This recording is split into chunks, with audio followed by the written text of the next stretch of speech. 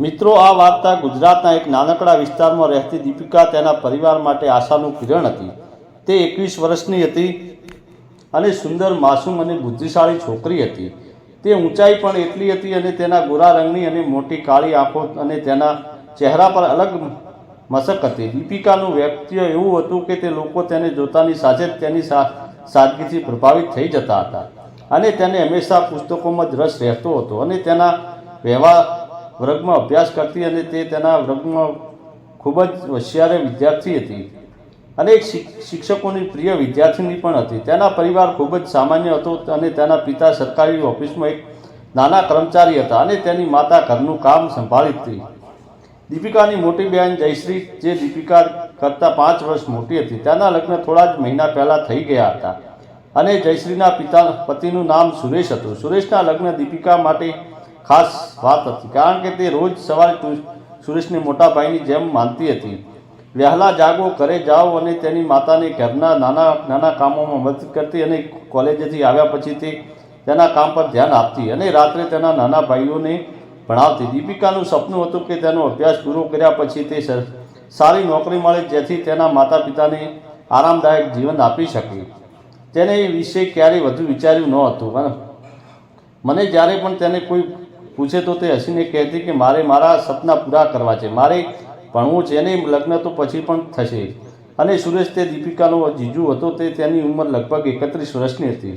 તે એક પ્રાઇવેટ કંપનીમાં સેલ્સ મેનેજર હતો અને ખૂબ જ હોશિયાર અને સ્માર્ટ વ્યક્તિ હતો. તેની વાતોમાં એવો જાદુ હતો કે કોઈ બી તેને જૂઠું માનતું ન હતું, જે જોવામાં ખૂબ જ સુંદર હતો. અને જયશ્રી સાથેના તેના લગ્ન એરેન્જ મેરેજ હતા. સુરેશને શરૂઆતથી જ તેની સાળી દીપિકા પ્રત્યે અલગ પ્રકારનો લગાવ હતો અને તે હંમેશા નાની બહેન કહીને બોલાવતો હતો, પણ તેની આંખોમાં ક્યારેક ક્યારેક બીજું જ કંઈક કહેતી હતી. જ્યારે દીપિકા કોલેજમાં હતી ત્યારે બધું જ સામાન્ય હતું, પરંતુ જ્યારે પણ તે ઘરે પાછી આવતી ત્યારે સુરેશ તેની સાથે ખૂબ જ નજીક આવતો હતો. ત્યારે એક દિવસ સુરેશે કહ્યું, દીપિકા, તારા જેવી સ્માર્ટ અને સુંદર છોકરી એ કોલેજના છોકરાઓ હેરાન નથી કરતા? દીપિકાએ હસીને જવાબ આપ્યો, ના ના જીજુ, હું હજી અભ્યાસ સિવાય મને બીજું કઈ વસ્તુનો સમય નથી નીકાળતી. શરૂઆતમાં તો આ વાત તો મને તેને રમૂજી લાગી, પણ સુરેશની નજર અને તેનું વર્તન તેને અવ્યસ્ત કરવા લાગ્યું. તેને દીપિકાને ઘણો સમજાવવાનો પ્રયત્ન કર્યો અને તે દીપિકા સાથે એકલા સમય વિતાવવાનું બહાનું શોધતો હતો. ત્યારે એક દિવસ સુરેશે દીપિકાને કહ્યું, દીપિકા, તારા અભ્યાસ પાછળ જે પણ ખર્ચ થશે તે હું સંભાળું, તું બસ ભણવામાં હોશિયાર રહેજે, તું કોઈ પણ ગુમાવે એવું હું નથી માંગતો. દીપિકા આ સાંભળીને ખુશ થઈ ગઈ, પણ તેના નમ્રતાથી ના પાડી. દીપિકાએ કહ્યું, ના, મારા મમ્મી પપ્પા બધું સંભાળે છે. સુરેશે તેને ઝડપથી કહ્યું, દીપિકા, તારા માટે હું બધું કરવા માંગુ છું. તમે ક્યારેય કોઈના પર બોજ બનતા નથી માંગતા. અહીંયા યાદ રાખો કે હું હંમેશા તમારી સાથે જ છું. સુરેશનું વર્તન દીપિકા હૃદયમાં તેના માટે આદર પેદા કરે છે, કારણ પણ સુરેશના મનમાં કંઈક બીજું જ ચાલી રહ્યું હતું. એક દિવસ જ્યારે જયશ્રી કોઈ કામ માટે તેના માતા પિતાના ઘરે ગઈ હતી અને ઘરમાં માત્ર સુરેશ અને દીપિકા જ હતા, ત્યારે સુરેશે પોતાનો ઈરાદો વ્યક્ત કરતા કહ્યું, તેણે દીપિકાને કહ્યું, દીપિકા, શું તમને ક્યારેય એવું લાગે છે કે કોઈ તમને ખૂબ પ્રેમ કરે છે? દીપિકાએ આશ્ચર્ય સાથે જવાબ આપ્યો કે ના જીજુ, મેં ક્યારેય આ બાબતે વિચાર્યું નથી અને હું માત્ર મારા અભ્યાસ પર ધ્યાન આપું છું. અને આ સાંભળીને સુરેશ હસી પડ્યો અને કહ્યું, તમે તો ખૂબ જ નિર્દોષ છો દીપિકા. દુનિયામાં દરેક વ્યક્તિ કોઈને પ્રેમ કરે જ છે અને હું તો તમારા માટે યોગ્ય વ્યક્તિ શોધી રહ્યો છું. હું દીપિકાએ આ વાત સાંભળીને ટાળી દીધી અને આ વાત પર ધ્યાન ના આપ્યું, કેમ કે તે દીપિકા ક્યારેય તેની બહેનના પતિ સુરેશ સાથે કોઈ વિવાદ કરવા માંગતી નથી. પરંતુ ધીમે ધીમે સુરેશના વર્તન અને તેમની વાતોએ તેમની માનસિક શાંતિ આપી. તે દીપિકાએ તેને પોતાની જાળમાં ફસાવવાની યોજના બનાવી રહ્યો હતો. પછી એક દિવસ જ્યારે દીપિકા તેના અભ્યાસમાં સંપૂર્ણ રીતે ડૂબી ગઈ હતી ત્યારે બહેન પણ ઘરે નહોતી અને પિતા પણ ઓફિસે ગયા હતા. હવે ઘરે માત્ર દીપિકા અને સુરેશ જ રહેતા હતા. જ્યારે દીપિકા તેના રૂમમાં વાંચી રહી હતી ત્યારે અચાનક સુરેશ તેના રૂમમાં આવ્યો અને હંમેશાની જેમ હસવાનું ચાલુ કર્યું અને બોલ્યો, દીપિકા, તું અભ્યાસમાં ખૂબ જ વ્યસ્ત છે, ક્યારેક તારી જિંદગીનો આનંદ લેવો જોઈએ. દીપિકાએ માથું હલાવીને જવાબ આપ્યો.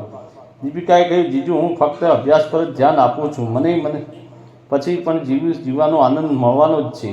સુરેશે થોડો નજીક આવ્યો અને બોલ્યો, મસ્તી કરવાનો સમય અત્યારે જ છે. જ્યારે પણ જીવવાનું હશે તમે આટલા એકલા રહો છો તો ક્યારેક તમારી જાતને જુઓ. જરા આશ્ચર્ય સાથે ઊભી થઈ ગઈ અને બોલી, શું બોલો છો જીજુ? હું ઠીક છું. અને સુરેશ હસીને કહ્યું, તમારે પણ તમારી સુંદરતા પર ધ્યાન આપવું જોઈએ. તમે કેટલા સુંદર છો. દીપિકાએ આ બધી વાતો જરાય પણ ગમતી નહોતી અને તે ઝડપથી તેના રૂમની બહાર નીકળી ગઈ અને તેના રૂમનો દરવાજો બંધ કરી દીધો. તેનું હૃદય ઝડપથી ધબકતું હતું. થોડા દિવસો પછી એક રાત્રે જ્યારે દીપિકા રાત્રે અભ્યાસ કરી રહી હતી ત્યારે સુરેશ ફરી તેના રૂમમાં આવ્યો કે તરત જ તેના રૂમમાં પ્રવેશતા અને હસીને કહ્યું, તમે હંમેશા આટલા એકલતા કેમ રહો છો? અમુક સમય માટે કોઈ મિત્રની જરૂર બોલાવો હોય તો, અથવા તો તમારી સાથે બહાર ફરવા આવો. પણ દીપિકા સમજી શકતી ન હતી કે સુરેશ જીજુ આવું કેમ બોલે છે. તેને થોડી ગભરાઈને કહ્યું, જીજુ મને ભણવાની આદત પડી ગઈ છે. હું વધારે મુસાફરી કરવા નથી માંગતી. સુરેશે તેની પાસે આવ્યા અને કહ્યું, તમે ખૂબ જ સ્વીટ છો. તમારે આ રીતે એકલતા ન રહેવું જોઈએ. દીપિકા હવે અસ્વસ્થ થઈ ગઈ અને તેને ફરીથી બહાર જવાનો પ્રયાસ કર્યો, પરંતુ સુરેશ જીજુએ તેને રોકી અને કહ્યું, તમે મારી સાથે બેસો અને મને મારી મદદની ખૂબ જરૂર છે. દીપિકાએ ગભરાઈને જવાબ આપ્યો, મારે મોડું થઈ રહ્યું છે જીજુ, હું જાઉં છું. મારે વાંચવાનું મોડું થાય છે. પરંતુ સુરેશ જીજુએ હજુ પણ તેને રોકી અને નજીક આવીને કહ્યું, તમારી પાસે બધું બદલાવાની તક છે. હું તમને મદદ કરી શકું છું અને તમે મને સમજો. દીપિકા હવે સમજી ગઈ હતી. તેને ઝડપથી ઘરનો દરવાજો બંધ કરી દીધો અને પોતાની જાતને અંદરથી સુરક્ષિત કરી દીધી.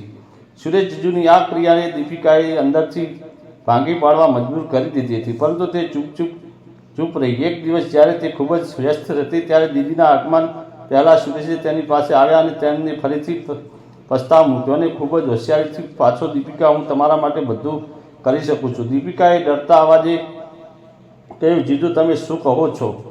આવું ના બોલો. સુરેશ જીજુએ તેનો હાથ પકડીને કહ્યું, તમે કેમ સમજતા નથી? હું તમારો છું ને આપણે એકબીજા માટે જ બન્યા છીએ. દીપિકા હવે વધારે વ્યસ્ત થઈ ગઈ હતી અને દીપિકા કંઈ જ બોલી શકી નહીં અને તેના જીજુને તેની સાથે કુશન પર ધ્રુજારીઓની જેમ વસ્તુઓ કરવાનું શરૂ કર્યું. થોડા દિવસો પછી જ્યારે સુરેશ તેને વારવાર હેરાન કરવાનું શરૂ કર્યું ત્યારે દીપિકાએ લાગ્યું કે કદાચ હવે તેને સાચું કહેવું જોઈએ. તેણે તેની બહેનને કહ્યું, બહેન, મને ખૂબ જ ડર લાગે છે. સુરેશ જીજુનું વર્તન ખૂબ જ વિચિત્ર થઈ ગયું છે. મને વારવાર આકર્ષિતનો પ્રયાસ કરે છે. દીદીએ પહેલાં તો તેને ઘણું સમજાવ્યું, પરંતુ તે માન્યા નહીં. અને પછી જ્યારે દીદીને સુરેશ જીજુ દ્વારા મોકલેલા સંદેશો અને વાતચીતની સ્ક્રીનશોટ બતાવ્યા તો દીદીએ તરત જ સુરેશને ફોન કરીને પૂછ્યું, સુરેશ, તમે મારી બહેન સાથે આવું વર્તન કેમ કરો છો?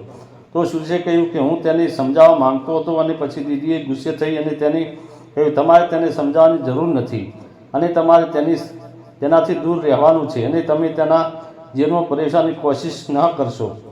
મને બધી ખબર પડે છે. સુરેશ હવે ગભરાઈ ગયો પરંતુ દીદીએ કોઈ પણ ખચકાટ કર્યા વગર પોલીસ ફરિયાદ નોંધાવી દીધી હતી.